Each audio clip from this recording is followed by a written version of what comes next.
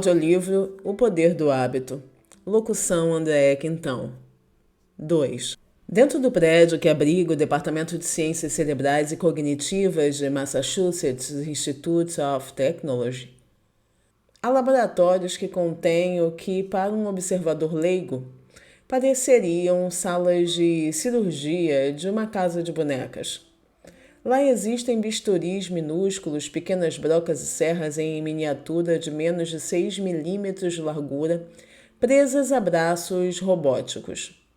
Mesmo as mesas de operação são muito pequenas, como se preparadas para cirurgiões do tamanho de crianças. As salas são sempre mantidas numa temperatura de 15 graus, pois um toque gelado no ar estabiliza os dedos dos pesquisadores durante procedimentos delicados. Dentro desses laboratórios, os neurologistas abrem os crânios de ratos anestesiados, implantando sensores minúsculos capazes de registrar as menores alterações dentro de seus cérebros. Quando os ratos acordam, mal parecem notar que agora há dezenas de fios microscópicos espalhados como teias de aranha neurológicas dentro de sua cabeça. Esses laboratórios tornaram-se o epicentro de uma revolução silenciosa na ciência da formação de hábitos. E os experimentos realizados aqui explicam como Eugene, assim como você, eu e todo mundo, desenvolveu os comportamentos necessários para sobreviver a cada dia. Os ratos desse laboratório esclareceram os processos complexos que acontecem dentro de nossas cabeças, sempre que fazemos algo tão mundano como escovar os dentes ou tirar o carro da garagem em marcha ré. E para Squire, esses laboratórios ajudaram a explicar como Eugene conseguiu aprender novos hábitos. Quando os pesquisadores do MIT começaram a trabalhar com hábitos nos anos 90, mais ou menos a mesma época em que Eugene foi acometido de sua febre, eles ficaram curiosos sobre um nó de tecido neurológico conhecido como gânglios basais. Se imaginarmos o cérebro humano como uma cebola composto de camadas sobrepostas de células, então as camadas de fora, as mais próximas do couro cabeludo, são geralmente os acréscimos mais recentes de um ponto de vista evolutivo. Quando você cria uma nova invenção ou ri da piada de um amigo, são as partes mais externas do cérebro que estão em ação. É lá que acontecem os pensamentos mais complexos. Mais fundo dentro do cérebro e mais perto do tronco cerebral, onde o cérebro encontra a coluna, há estruturas mais antigas, mais primitivas. Elas controlam nossos comportamentos automáticos, como respirar e engolir, ou a reação de susto que sentimos quando alguém pula para trás de um arbusto. Mas para o centro do crânio, há um nó de tecido do tamanho de uma bola de golfe, que é parecido com aquilo que se encontra dentro da cabeça de um peixe, réptil ou mamífero. Esses são os gânglios basais, um oval de células que durante anos os cientistas não entendiam muito bem, a não ser por suspeitas de que ele desempenhava um papel em doenças como o mal de Parkinson. No começo dos anos 1990, os pesquisadores do MIT começaram a cogitar que os gânglios basais talvez pudessem ser essenciais para os hábitos também. Notaram que animais com lesões nos gânglios basais de repente começavam a ter problemas com tarefas como aprender a atravessar labirintos ou memorizar como abrir recipientes de comida. Decidiram fazer experimentos usando novas microtecnologias que lhes permitiam observar nos mínimos detalhes o que estava acontecendo dentro da cabeça de cada rato, enquanto ele realizava dezenas de rotinas. Numa cirurgia, inseria-se no crânio do rato algo parecido com um pequeno joystick, com dezenas de fios minúsculos. Depois disso, o animal era colocado num labirinto em forma de T, com um chocolate numa das pontas. O labirinto era estruturado de modo que cada rato ficasse posicionado atrás de uma divisória, que se abria fazendo um clique alto. No começo, quando o rato escutava o clique e via a divisória desaparecer, geralmente ia e voltava pelo corredor do meio, farejando os cantos e arranhando as paredes. Parecia sentir o cheiro do chocolate, mas não conseguia descobrir como achá-lo. Quando chegava ao topo do T, muitas vezes virava à direita, afastando-se do chocolate, e depois acabava indo para a esquerda, às vezes fazendo uma pausa sem nenhum motivo óbvio. Por fim, a maioria dos animais descobria a recompensa, mas não havia padrão discernível no caminho deles. Era como se cada rato estivesse dando um passeio descontraído sem pensar. As ondas nas cabeças dos ratos, no entanto, contavam uma história diferente. Enquanto cada um deles percorria o labirinto, seu cérebro e, em particular, seus gânglios basais trabalhavam intensamente. Cada vez que um rato farejava o ar ou arranhava uma parede, seu cérebro explodia de atividade, como se analisando cada novo cheiro, imagem e som. O rato estava processando informações durante todo o tempo em que perambulava. Os cientistas repetiram o experimento diversas vezes, observando como a atividade cerebral de cada rato se alterava conforme percorria centenas de vezes a mesma rota. Uma série de mudanças lentamente surgiu. Os ratos pararam de farejar cantos e virar para o lado errado. Em vez disso, atravessavam o labirinto cada vez mais depressa. E dentro de seus cérebros algo inesperado aconteceu. Conforme cada rato aprendia a se orientar no labirinto, sua atividade mental diminuía. À medida que o caminho se tornava cada vez mais automático, os ratos começavam a pensar cada vez menos. Era como se nas poucas vezes em que o rato explorava o labirinto, seu cérebro tivesse que trabalhar com força total para dar conta de todas as informações novas. Mas após alguns dias percorrendo o mesmo caminho, o rato não precisava mais arranhar as paredes nem farejar o ar. E por isso a atividade mental cerebral associada aos atos de arranhar e farejar ia cessando. Ele não precisava escolher para que direção virar. Portanto, os centros de tomada de decisão do cérebro ficavam em silêncio. Só o que ele tinha que fazer era lembrar o caminho mais rápido até o chocolate. Dentro de uma semana, até as estruturas cerebrais relacionadas à memória tinham se aquietado. O rato havia internalizado como atravessar o labirinto correndo num tal grau que quase não precisava pensar. Porém, essa internalização, correr reto, dobrar à esquerda, comer o chocolate, dependia dos gânglios basais, como as ondas cerebrais indicavam. Essa minúscula e primitiva estrutura neurológica parecia assumir o comando conforme o rato corria cada vez mais depressa e seu cérebro trabalhava cada vez menos. Os gânglios basais eram essenciais para recordar padrões e agir com base neles. Os gânglios basais, em outras palavras, armazenavam hábitos mesmo enquanto o resto do cérebro adormecia. Para observar essa capacidade cerebral, considere esse gráfico, que mostra a atividade dentro do crânio de um rato quando ele se depara com um labirinto pela primeira vez. Inicialmente, o cérebro está trabalhando duro o tempo todo. Depois de uma semana, quando o caminho fica conhecido e a corrida se torna um hábito, o cérebro do rato se acalma enquanto ele percorre o labirinto. Esse processo em que o cérebro converte uma sequência de ações numa rotina automática é conhecido como chunking, agrupamento, e está na raiz de como os hábitos se formam. Há dezenas, se não centenas de blocos chunks comportamentais dos quais dependemos todos os dias. Alguns são simples.